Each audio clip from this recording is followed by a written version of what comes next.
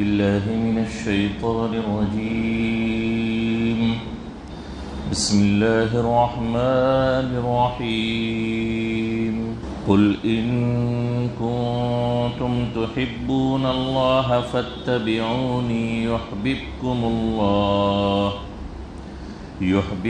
الله ويغفر لكم ذنوبكم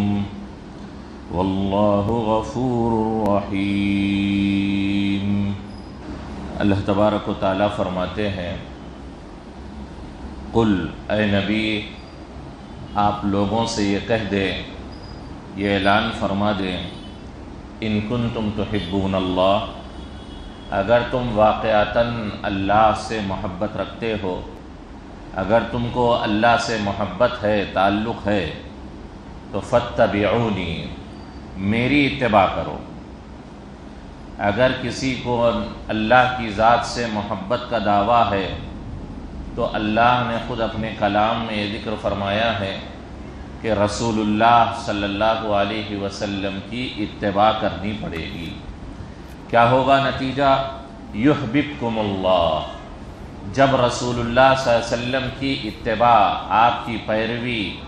اور آپ کی زندگی اور آپ کے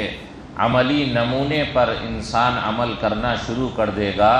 تو اللہ پھر تم سے محبت کرنے لگیں گے. اور کیا ہوگا؟ وَيَغْفِرْ لَكُمْ ذُنُوبَكُمْ، اور اللہ تمہارے گناہوں کو معاف فرمائیں گے. اس آیت میں اللہ تبارک و تعالیٰ نے نبی پاک صلی اللہ علیہ وسلم کے تعلق سے بات کو صاف طور پر ظاہر فرما دیا کہ نبی پاک صلی اللہ علیہ وسلم کی ذات اطہر دنیا میں کیوں تشریف لائی ہے، آپ کے دنیا میں آنے کی بنیادی وجہ کیا ہے، آپ کے بھیجے جانے کا مقصد کیا ہے؟ اتباع. نبی پاک صلی اللہ علیہ وسلم کی پیروی کی جائے، نبی کی اتباع کی جائے، نبی کے نقش قدم پر انسان چلے، نبی کی زندگی پر اپنی زندگی کو ہو بہو ڈھال لے، جو عمل نبی کا تھا اپنی زندگی میں وہی عمل کرنے لگے، تو یہ بندہ ایسا ہے جو اللہ سے محبت رکھتا ہے اور اللہ بھی اس سے محبت رکھتے ہیں. نبی پاک صلی اللہ علیہ وسلم اسی لیے دنیا میں تشریف لائے ہیں تاکہ انسانوں میں رہ کر انسانوں کو یہ سکھائیں کہ زندگی کیسے گزاری جاتی ہے، کس موقع پر کیا عمل کیا جاتا ہے،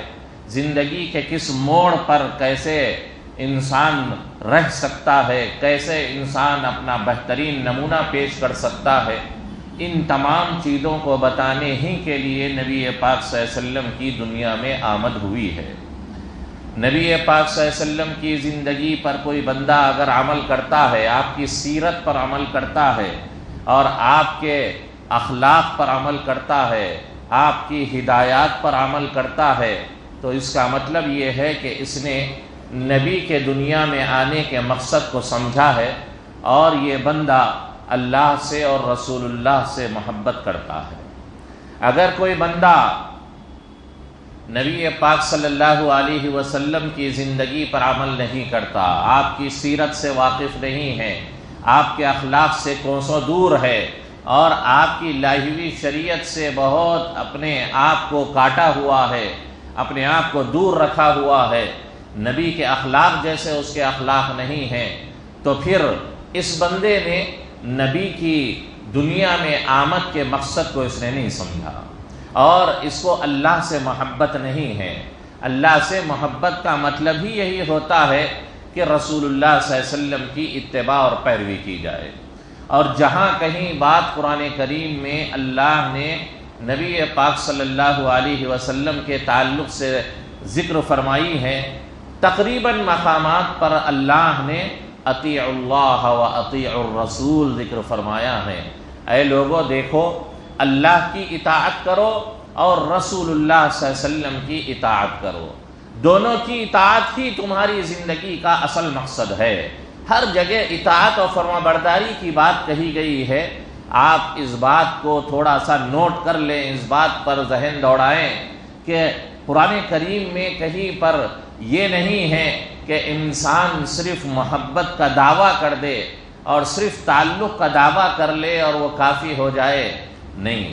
جہاں کہیں بات کہی گئی ہے اطاعت کی، اتباع کی، عمل کی،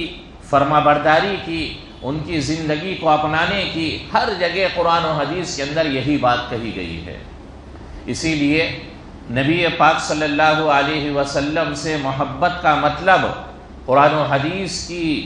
زبان میں، قرآن و حدیث کی اصطلاح میں، ڈیفینیشن میں یہ ہوتا ہے کہ آپ صلی اللہ علیہ وسلم کی پیروی کی جائے، آپ صلی اللہ علیہ وسلم کے اخلاق کو اپنایا جائے، آپ صلی اللہ علیہ وسلم کی زندگی اور سیرت کو اپنی زندگی میں اتارا جائے، نبی کی ہدایات اور فرمودات پر عمل کیا جائے۔ یہی چیز اصل محبت ہے۔ یہ صرف قرآن و حدیث نہیں، دنیا کا ہر آدمی محبت کا یہی مطلب سمجھتا ہے کہ محبت کا مطلب اس کے جو ہے اس کا خیال رکھا جائے، جس سے محبت ہوتی ہے اس کا خیال رکھا جائے، اس کی باتوں کو مانا جائے، اس نے جن چیزوں سے روکا ہے اس سے روکا جائے۔ یہی محبت کا مطلب ہوتا ہے۔ صرف زبان سے انسان محبت کا دعویٰ کر لے لیکن عمل اس کے مطابق نہیں ہے جس سے محبت کر رہا ہے، تو دنیا کا ہر عقل رکھنے والا انسان بھی یہی فیصلہ کرتا ہے کہ اس آدمی کو اس سے کوئی تعلق نہیں ہے، اس آدمی کو فلاں سے کوئی محبت نہیں ہے۔ اس لیے کہ محبت کی سچائی کی کسوٹی اور معیار وہ فرما برداری اور اتباع ہے، وہ بات پر عمل کرنا ہے، بات سننا ہے اور عمل کرنا ہے۔ اسی لیے نبی پاک صلی اللہ علیہ وسلم نے بھی اپنی حدیث میں بڑی دو ٹوک بات صاف طور پر ذکر فرما دی۔ اللہ کے نبی صلی اللہ علیہ وسلم نے فرمایا کل امتی یدخلون الجنہ، میری امت کا ہر فرد جنت میں داخل ہوگا، الا من ابا، مگر وہ شخص جو میرا انکار کر دے، جو میری نفی کر دے اور جو میرا انکار کر دے وہ جنت میں داخل نہیں ہو سکتا۔ حضرات صحابہ نے نبی پاک صلی اللہ علیہ وسلم سے سوال کیا کہ اے اللہ کے نبی، آپ کی امت میں بھی ہو اور وہ آپ کا انکار بھی کر دے، یہ کیسے ہو سکتا ہے؟ آپ تو فرما رہے ہیں کہ میری امت کا ہر فرد جنت میں داخل ہوگا لیکن جو میرا انکار کر دے، تو آپ کی امت میں بھی ہے اور آپ کا انکار بھی کر رہا ہے، تو اس کا مطلب کیا ہے؟ ومن ابا یا رسول اللہ، اے اللہ کے رسول آپ یہ تو بتا دیں کہ آپ کا انکار کرنے والا آخر کون ہے؟ آپ کا انکار کرنے والا کس کو کہا جاتا ہے؟ نبی پاک صلی اللہ علیہ وسلم کے حدیث کے الفاظ پر غور کریں، نبی نے کیا مطلب بتایا ہے؟ اللہ کے نبی صلی اللہ علیہ وسلم نے فرمایا من اطاعنی دخل الجنہ ومن عصانی فقد ابا۔ دیکھو، جس نے میری اتباع کر لی، جس نے میری اطاعت کر لی،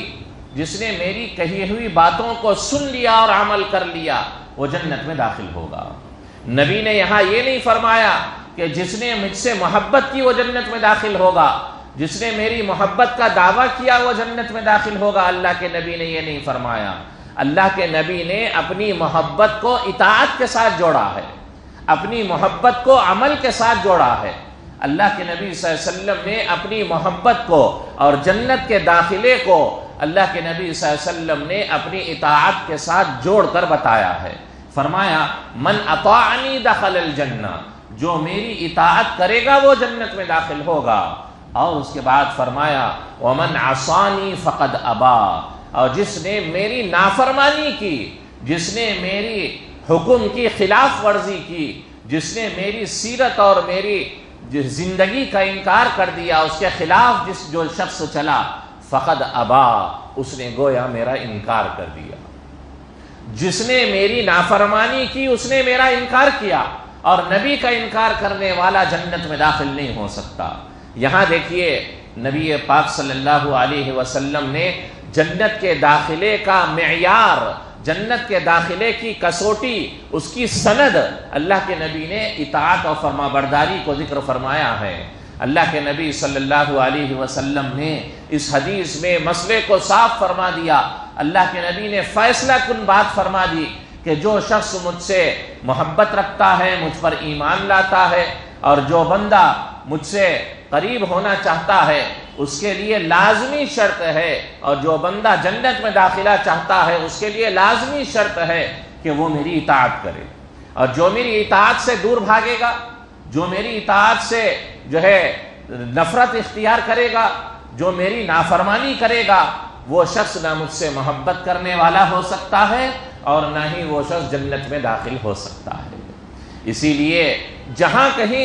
قرآن و حدیث کے اندر اللہ سے یا اللہ کے نبی سے محبت کا ذکر آیا ہے، وہاں کسی نہ کسی عمل سے، کسی نہ کسی اطاعت سے جوڑ کر اس کو ذکر فرمایا گیا ہے۔ اور یہ بات دنیا میں سمجھ میں آ ہی نہیں سکتی کہ جو آدمی جو ہے محبت بھی کرے اور فرما برداری نہ کرے، محبت بھی کرے اور جس سے محبت ہے اس کا خیال بھی نہ رکھے، محبت بھی کرے اور جس سے محبت ہوتی ہے اس کی جو ہے فرما برداری نہ کرے، اس کی اتباع نہ کرے، اور اس کے پسندیدہ اور ناپسندیدہ چیزوں کا خیال نہ رکھے، وہ محبوب نہیں ہو سکتا، وہ محب نہیں ہو سکتا، اور وہ محبت کے دعوے میں سچا نہیں ہو سکتا۔ اسی لیے حضرات صحابہ نے نبی پاک صلی اللہ علیہ وسلم سے جو محبت فرمائی تو پھر اپنی پوری زندگی کے عمل سے بتا دیا کہ ہم ایسی محبت کرنے والے ہیں، ہم ایسی چاہت رکھنے والے ہیں، ہم ایسے طور پر نبی پاک صلی اللہ علیہ وسلم سے نبی پاک صلی اللہ علیہ وسلم کی اتباع کرنے والے ہیں۔ اسی لیے یہاں پر بھی قرآن کریم یہ فرماتا ہے، اللہ نے اپنے نبی کی زبانی یہ کہلوا دیا، قل اے نبی آپ فرما دیجئے، ان کنتم تحبون اللہ، اگر تم واقعتاً اللہ سے محبت کرتے ہو، فاتبعونی، میری اتباع کرو، میری پیروی کرو، میرے پیچھے چلو، میرے نقش قدم کی اتباع کرو، تو یحببکم اللہ، اللہ تم سے محبت کرنے لگے گا۔ کہیں پر بھی آپ قرآن و حدیث میں اٹھا کر دیکھ لیں،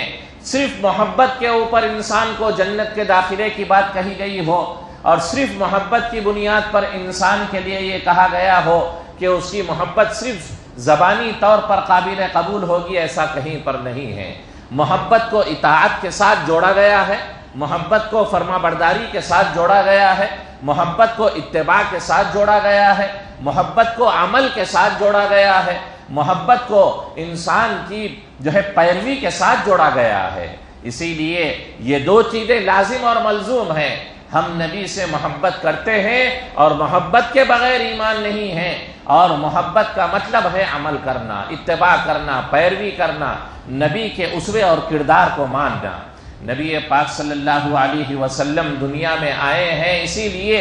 تاکہ انسانیت یہ سیکھے کہ ایک انسان کیسے زندگی گزار سکتا ہے اور اللہ کی بندگی کیسے کر سکتا ہے، اور ایک بہترین نمونہ کیسے پیش کر سکتا ہے، اخلاق کا بہترین کردار کیا ہو سکتا ہے، ایک اخلاق کی پاکیزگی کیا ہو سکتی ہے، زندگی کا بہترین نمونہ کیا ہو سکتا ہے، وہ نبی نے اپنی پوری زندگی سے، اپنی سیرت سے، اپنے کردار سے، اپنے اخلاق سے لوگوں کو بتا دیا ہے۔ بس یہی چیزیں ہم کو اپنانے کی ہے، اختیار کرنے کی ہے، عمل میں لانے کی ہے۔ نبی پاک صلی اللہ علیہ وسلم ایک آئیڈیل، ایک اسوہ اور ایک بہترین نمونہ بنا کر ہمارے لیے دنیا میں بھیجے گئے ہیں، ایسا بہترین نمونہ کہ رضیت باللہ ربا وبالاسلام دینا وبمحمد نبیا، کہ میں نے نبی پاک صلی اللہ علیہ وسلم کو نبی اور رسول ہونے کی حیثیت سے ایسے طور پر قبول کر لیا ہے کہ اب آپ کے بعد میں کسی اور کو اسوہ ہونے کی حیثیت سے، نبی اور رسول ہونے کی حیثیت سے، اور بہترین نمونہ اور اخلاق کا انسان ہونے کی حیثیت سے کسی اور کو میں قبول ہی نہیں کروں گا۔ صبح شام ہم کو یہ دعا سکھائی گئی ہے اور یہ بتایا گیا ہے کہ یہ صبح و شام کہو، رضیت باللہ ربا، میں اللہ کے رب ہونے پر راضی ہوں، اس پر اکتفا کرتا ہوں، اس کو قبول کرتا ہوں رب ہونے کی حیثیت سے، اب اس کے بعد کسی اور کو رب نہیں مانوں گا، کسی اور کے رب کی طرف خیال تک میرا نہیں جائے گا۔ وبالاسلام دینا، میں نے اسلام کو دین ہونے کی حیثیت سے، مذہب کی حیثیت سے اسلام کو میں نے قبول کر لیا ہے، اس کو پسند کر لیا ہے، اسی پر مروں گا، اسی پر مٹوں گا، اس کے علاوہ کوئی اور مذہب، کسی اور دین کی اچھائی اور خوبی مجھے پسند نہیں آئے گی، صرف اسلام کی خوبی ہی مجھے بھائے گی اور پسند آئے گی، اسلام ہی میری نظر میں ہمیشہ رہے گا۔ وبمحمد النبی، اور محمد صلی اللہ علیہ وسلم کو نبی ہونے کی حیثیت سے میں نے قبول کر لیا ہے، اسوہ ہونے کی حیثیت سے میں نے قبول کر لیا ہے، وہ میری زندگی کا بہترین ہیرو اور بہترین نمونہ اور بہترین اخلاق اور کردار کا اعلیٰ انسان ہے، اس کے علاوہ میں کسی انسان کو اپنا نمونہ اور اسوہ نہیں بناؤں گا، کسی انسان کو اپنا آئیڈیل نہیں بناؤں گا، کسی انسان کو اس حیثیت سے نہیں دیکھوں گا کہ یہ میری اتباع کے قابل بن سکے، نہیں، میں صرف نبی کو اپنی زندگی کے لیے اسوہ ہونے کی حیثیت سے اور آئیڈیل ہونے کی حیثیت سے میں نے قبول کر لیا ہے، اسی پر راضی رہوں گا، اسی پر مکتفی رہوں گا، اسی پر اکتفا کروں گا، کسی اور کی طرف میرا ذہن نہیں جائے گا۔ یہ ہمارے ایمان کا لازمی حصہ ہے۔ لیکن آج ہماری صورتحال یہ ہے کہ ایک طرف لا الہ الا اللہ محمد الرسول اللہ پڑھتے ہیں، ایک طرف رضیت باللہ ربا وبالاسلام دینا وبمحمد النبیہ پڑھتے ہیں اور محبت کے بڑے بڑے دعوے کرتے ہیں، اس پر جشن مناتے ہیں اور تہوار کے جیسی صورتحال اختیار کرتے ہیں، لیکن نبی پاک صلی اللہ علیہ وسلم کی آئیڈیالوجی کو قبول نہیں کرتے، نبی کے عملی زندگی کو قبول نہیں کرتے، نبی کی پاکیزگی کو قبول نہیں کرتے، نبی کی سوچ اور فکر کو قبول نہیں کرتے، نبی کے عمل کو اپنی زندگی میں نہیں اتارتے، نبی کے اسوہ اور نبی کے نمونے کو قبول نہیں کرتے، نبی کے اخلاق کو قبول نہیں کرتے، تو بتائیں ہم کیسے محبت کے دعویٰ کرنے والے اور کیسے سچے امتی ہو سکتے ہیں، اور کیسے ہم جنت کے داخلے کے حقدار ہو سکتے ہیں؟ اسی لیے یہ بات سمجھنے کی ہے اور یہ بات تھوڑا سا کھل کر کہنے کی بھی ہے کہ محبت وہ نام ہے اتباع کا، محبت نام ہے فرما برداری کا، محبت نام ہے عمل کا، محبت نام ہے پیروی کرنے کا، صرف زبانی کہنے کا نام نہیں ہے، بدعملی اور بے عملی کا نام نہیں ہے، بد اخلاقی کا نام نہیں ہے، بد کرداری کا نام نہیں ہے۔ نبی پاک صلی اللہ علیہ وسلم دنیا میں شرک و بدعت کو ختم کرنے کے لیے، اللہ کی ربوبیت قائم کرنے کے لیے، دنیا سے جاہلی رسم و رواج کو ختم کرنے کے لیے، دنیا سے غلط طریقوں کو ختم کرنے اور مٹانے کے لیے دنیا میں نبی تشریف لے آئے ہیں، اور نبی نے اپنی کئی حدیثوں میں اپنا مقصد بعثت اور دنیا میں آنے کی وجہ ہی یہی بتائی کہ میں دنیا میں علم پھیلانے کے لیے آیا ہوں، جاہلیت اور جہالت مٹانے کے لیے آیا ہوں، اور میں دنیا میں شیطان کے راگ الاپنے کے آلات کو مٹانے کے لیے آیا ہوں، میں لہو و لعب اور کھیل کود اور تماشوں کو مٹا کر ایک حقیقی زندگی کا نمونہ بتانے کے لیے آیا ہوں۔ میں نبی پاک صلی اللہ علیہ وسلم نے ایک روایت میں یہ بھی بتایا کہ میں دنیا میں اس لیے آیا ہوں تاکہ یہ جو ناچنے اور گانے کے آلات ہیں، یہ جو شیطان کے کھیل کود کے تماشے ہیں، ان کو توڑ کر ختم کرنے کے لیے میں دنیا میں آیا ہوں۔ نبی پاک صلی اللہ علیہ وسلم نے بتایا کہ میں گانے، باجے، تماشے اور ناچ کود اس کو ختم کرنے کے لیے آیا ہوں۔ جن چیزوں پر طبلہ بجایا جاتا ہے، جن چیزوں پر ناچا جاتا ہے، جن چیزوں کو گانے میں استعمال کیا جاتا ہے، جس کو آلات لہو و لعب کہا جاتا ہے، ان کو مٹانے کے لیے میں دنیا میں آیا ہوں۔ جو نبی اپنا مقصد ہی یہ بتا رہا ہے کہ میں دنیا میں ان چیزوں کو مٹانے کے لیے آیا ہوں، آپ بتائیے آج اسی نبی کا نام ان گانوں اور تماشوں پر لیا جا رہا ہے، اور ان ساگ اور باجوں پر ان کا نام لیا جا رہا ہے، تھرک تھرک کر نبی کا نام لیا جا رہا ہے، جس کو ختم کرنے کے لیے، ان ناچ گانوں کو مٹانے کے لیے اور تھرکنے اور بدتمیزی کرنے سے نبی نے منع فرمایا اور اس سے روکنے کے لیے نبی دنیا میں آئے ہیں۔ آج اسی مقدس اور پاکیزہ نبی کا نام تھرک تھرک کر اور اسی طرح ناچ گانوں اور باجوں کی شکل میں، تماشوں کی شکل میں لیا جا رہا ہے، تو اس سے بڑھ کر اور بے ادبی اور بے احترامی کیا ہو سکتی ہے؟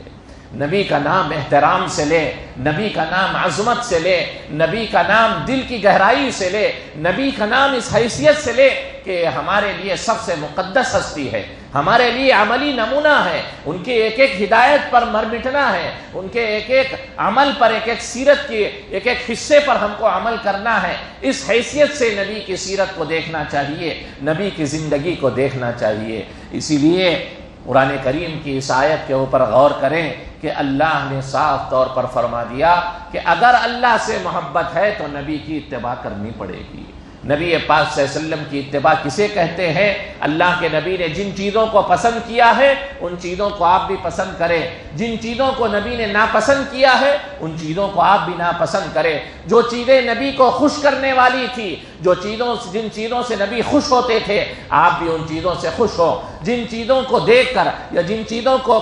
ہوتا ہوا جو دیکھ کر نبی ناخوش ہوتے تھے، وہ آپ بھی ان چیزوں کو دیکھ کر ناخوشی کا، کراہت کا، ناگواری کا اظہار کریں۔ نبی جس چیز کے لیے آئے تھے، جو مشن لے کر آئے تھے اور جو نبی کا مقصد تھا، اس کو سمجھنے کی کوشش کریں اور اس کو پھیلانے کی کوشش کریں کہ نبی کی زندگی کیا تھی۔ ان چیزوں کو سمجھنا ہی یہ ہمارے ماہ ربیع الاول کا بہترین تحفہ ہے اور بہترین ہمارے لیے نبی پاک صلی اللہ علیہ وسلم سے تعلق کا یہ بہترین ہمارے لیے ایک راہ ہے، ایک راستہ ہے جو ہم اس طریقے سے اپنا سکتے ہیں۔ خاص طور پر ان چیزوں سے دور رہنے کی ہمارے معاشرے کو ضرورت ہے جو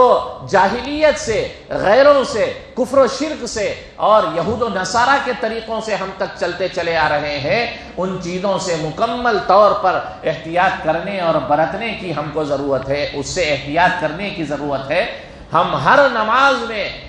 دعا کرتے ہیں، اے اللہ یہود و نصارہ کے طریقے پر مت چلا، اے اللہ ہم کو سیدھے راستے پر چلا۔ اور پھر ہم وہی یہود و نصارہ کے طریقے پر، مسجد میں تو دعا ہو رہی ہے اور باہر نکل کر انہی کے طریقوں پر ہم چل رہے ہیں اور انہی شرک و بدعات کے راستوں پر ہم چل رہے ہیں اور انہی غیر پاکیزہ طریقوں پر ہم چل رہے ہیں جس سے بچنے کی ہم نے مسجد کے اندر دعا کی تھی۔ اسی لیے نبی پاک صلی اللہ علیہ وسلم کی آمد سے متعلق یہ مقدس مہینہ ہے۔ یہ مہینہ نبی پاک صلی اللہ علیہ وسلم کی زندگی کو اثر نو اور تازگی کے ساتھ ہمارے ذہن و دماغ میں ایک نئی تازگی کے ساتھ ذہن و دماغ میں لانے اور ایک نئی تازگی کے ساتھ نبی کی سیرت کو پڑھنے اور عمل کرنے کی یاد دہانی والا یہ مہینہ ہے۔ ہر سال یہ مہینہ آتا ہے اور ہم کو یاد دلاتا ہے کہ لوگوں یاد کرو نبی کس لیے آئے تھے دنیا میں اور کن چیزوں کو ختم کرنے کے لیے آئے تھے، کیا پیغام اللہ کی جانب سے لے کر آئے تھے۔ یہ سارا پیغام قرآن کا، یہ اللہ کے نبی کا پیغام ہے، اس سے ہم تعلق قائم کریں۔ قرآن یہ نبی کا سب سے اہم پیغام ہے پوری انسانیت کے لیے۔ ہم خود بھی پڑھیں قرآن کو اور نبی کی سیرت کو اور پوری انسانیت تک قرآن کو اور اللہ کے نبی کے پیغام کو، نبی کی سیرت کو پہنچانے کی کوشش کریں ہم سے جہاں تک ہو سکتا ہے۔ آج الحمدللہ دعوت کا کام بہت آسان ہو چکا ہے،